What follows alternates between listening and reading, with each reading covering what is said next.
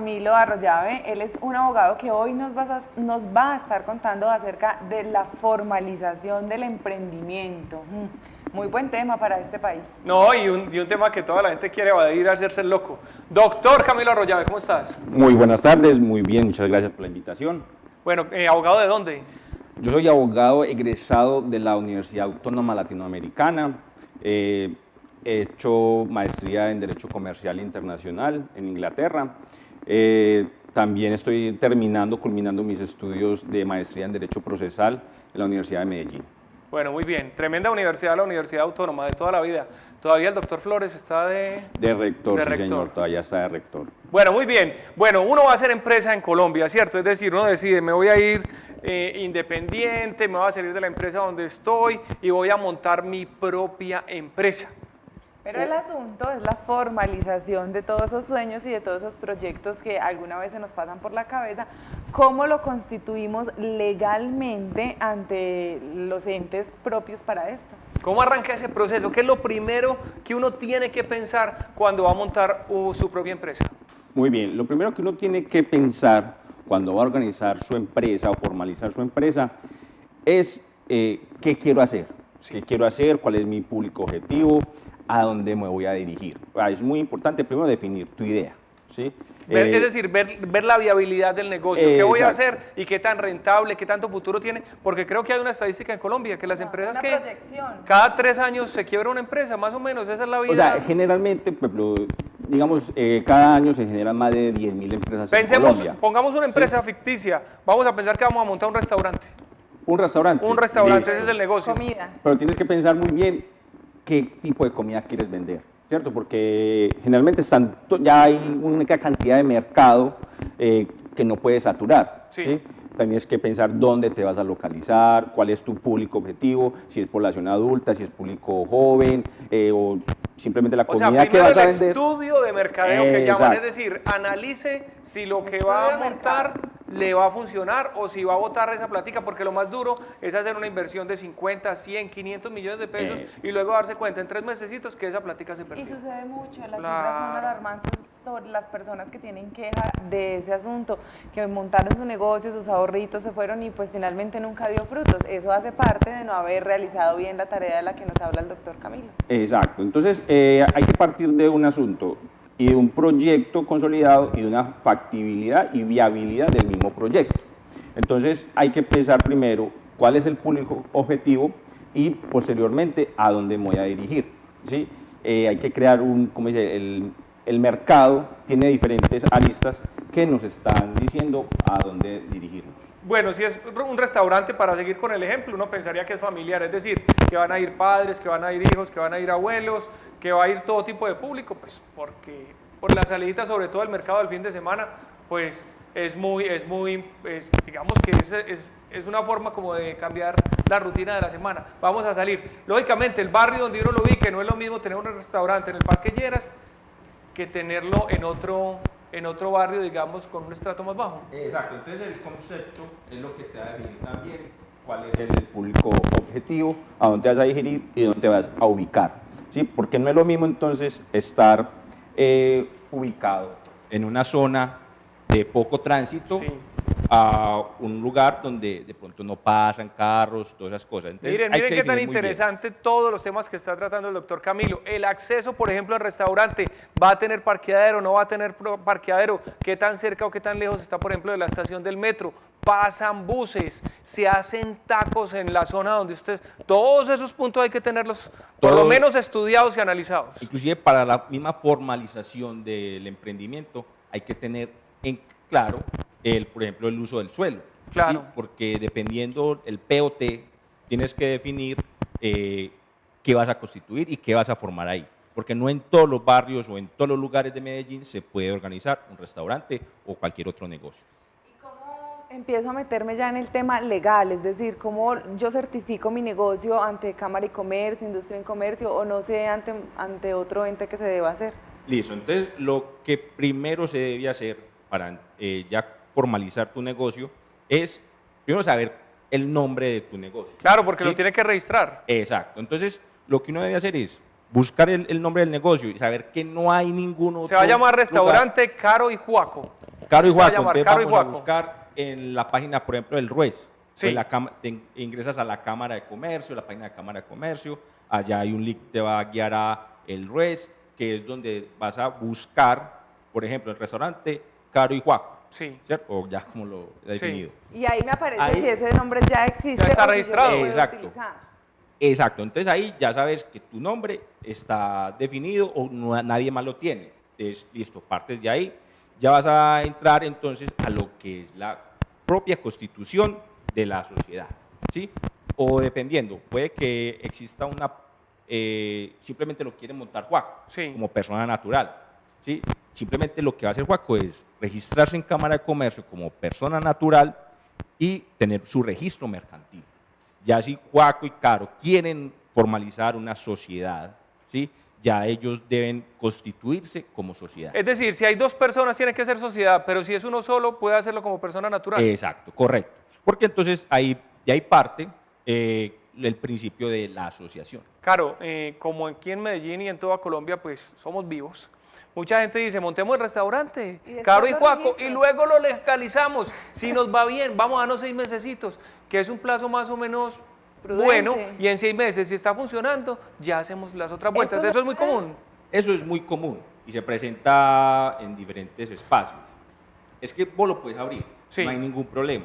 El problema es que tenga los permisos entonces de bomberos, Salubridad, Saico y lo que Asimpro. es el espacio público, el manejo de todo eso, si vas a, entonces, a reproducir música, derechos de autor, todas esas cosas, que ya tienes que entrar a pagar de más para formalizarte y que no lleguen las autoridades y te sellen el negocio. Y todo esto tiene que entrar dentro de mi proyección, supongo. Claro, porque entonces de ahí parte lo que son los costos de mi proyecto, porque entonces tengo que mirar la rentabilidad del negocio. ¿Y en qué consiste el servicio que usted brinda a las personas? ¿Usted constituye todas estas cosas? Exacto, entonces nosotros partimos de que ya la persona tiene un estudio de mercadeo, un estudio del proyecto, de su viabilidad, factibilidad. Ya vamos a del montar el negocio. restaurante, ya se Listo. decidieron. Ustedes, y ya me dicen que tienen 500 millones de pesos. Sí. ¿Sí? Ya saben dónde lo van a organizar. Ya entraría yo, como el abogado, ¿a qué? A constituirlos a ustedes como sociedad. A decirles, sí, al nombre que ustedes tienen correctamente, no aparece ninguna otra, está bien. Ustedes ya me dicen, nosotros queremos formarnos como una SAS. Digamos que la forma en este Más momento sencilla y más común. más común, Sí. ¿sí? Por facilidad, por constitución, es mucho más fácil. Vamos a hacer un paréntesis. Por ejemplo, una persona como yo con muy escasos conocimientos del tema, tengo que llegar donde usted, donde el doctor Camilo, ya habiendo definido cuál es el tipo de sociedad que quiere, o usted me presta la asesoría para que yo encuentre la sociedad más adecuada según mi tipo de negocio y mis necesidades. Exacto, entonces ya la asesoría consta de eso, de decirte, vea, Carolina está sola, tiene tantos recursos, o Carolina se va a asociar con Joaquín, o no, Carolina tiene un capital, pero ese capital viene de otra parte. Entonces, ya lo asesoramos, ya le decimos, vea, entonces usted tiene que formarse como una sociedad SAS, como una limitada, como una ¿Cuál es sociedad más viable en este momento? ¿Una SAS o una limitada? Es una SAS. Una SAS, Una es lo más SAS fácil.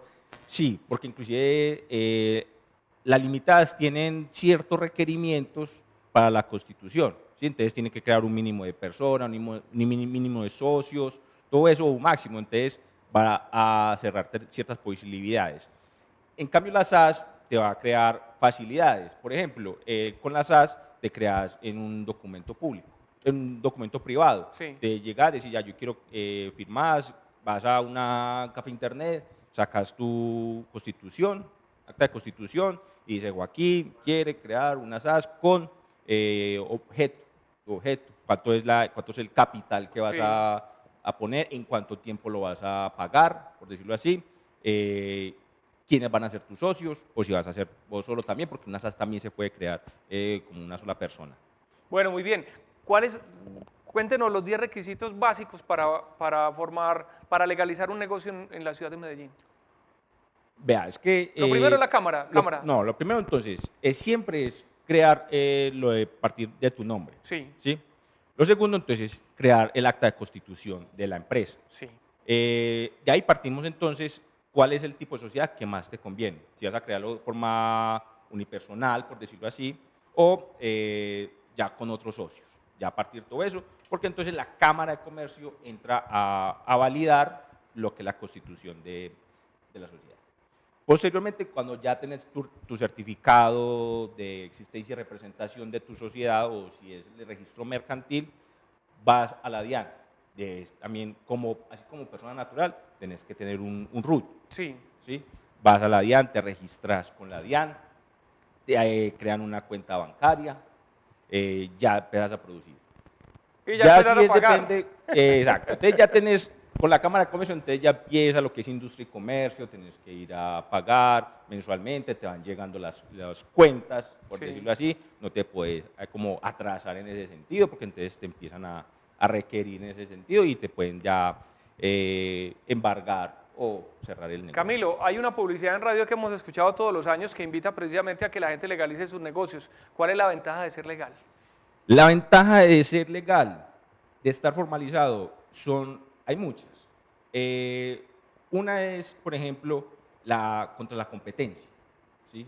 Porque yo puedo tener un buen nombre, yo puedo tener una marca constituida, pero si no está registrada como marca, yo no tengo cómo defenderme ante las eventualidades, el plagio, la copia, todo eso. Entonces, a mí la formalización, la legalidad, me va a permitir defenderme y poder atacar a esas otras ilegalidades. Reclamar mis derechos en caso de que sean vulnerados en cuanto al establecimiento de comercio. Tengo una pregunta y es, ¿en qué medida disminuye ese riesgo que tenemos de invertir nuestro dinero y de una u otra manera arriesgar a perderlo si contratamos sus servicios? Lo digo porque el 89% de 46.000 personas encuestadas en Latinoamérica advirtió su miedo a perderlo todo si invierte en un negocio o en algún tipo de emprendimiento. ¿Quién me encargo de hacer en la asesoría, en la constitución? Es de darle la protección legal a su empresa.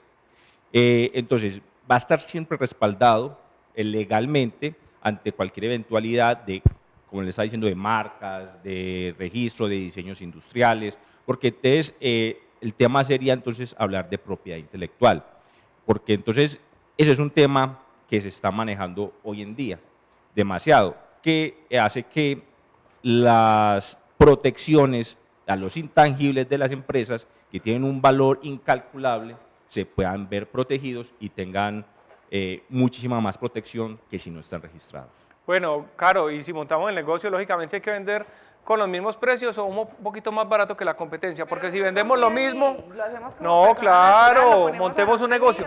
Oiga, Camilo, hay un ejemplo, la gente le dice a uno, normalmente si va a montar un negocio de 100 millones tenga 200, ¿cierto? Eso es más o menos la proyección, porque los imprevistos van ocurriendo a lo largo del camino y uno dice, ve, yo tenía 100 millones ya en iluminación, en empleados, en sillas, en la cocina, ya me fueron los 100 millones, entonces tengo que empezar a producir ya o si no me quebré. Normalmente la idea es tener más o menos el doble de lo que uno va a invertir.